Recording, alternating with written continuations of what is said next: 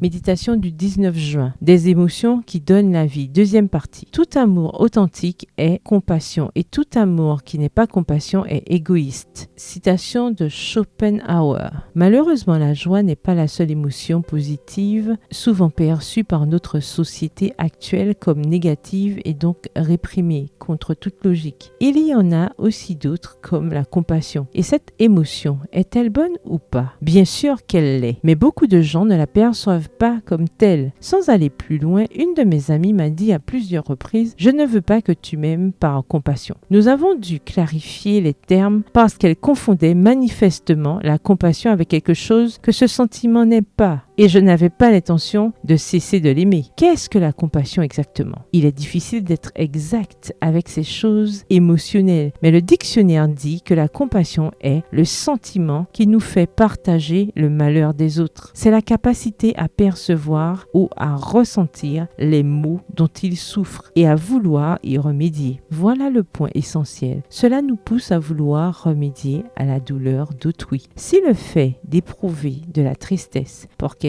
est un moteur qui nous pousse à faire quelque chose en sa faveur et non à le regarder passivement souffrir, pourquoi devrions-nous réprimer cela? Au contraire, nous devrions le renforcer. Comment peut-on renforcer la compassion? Pour commencer, en faisant preuve de sensibilité et de délicatesse envers toutes les personnes que nous rencontrons, car tout le monde a des problèmes, des souffrances et des difficultés. La vie n'est pas toujours facile. Et vous savez quoi? Il n'y a rien qui aide à surmonter les obstacles mieux que l'affection que l'on reçoit des autres. Comme le dit la psychologue espagnole Elsa Ponset, cela donne des ailes. Et ce n'est pas de la magie, c'est de l'intelligence émotionnelle. Comme il est facile d'adresser un regard de compassion ou d'avoir un geste de compassion, et pourtant, comme nous sommes réticents à prodiguer ce genre de choses, si nous arrêtions de réprimer cette émotion, nous verrions une énorme différence dans nos vies. C'est une question de volonté. Et puisque nous sommes des chrétiennes et que l'un de nos plus grands motivateurs du comportement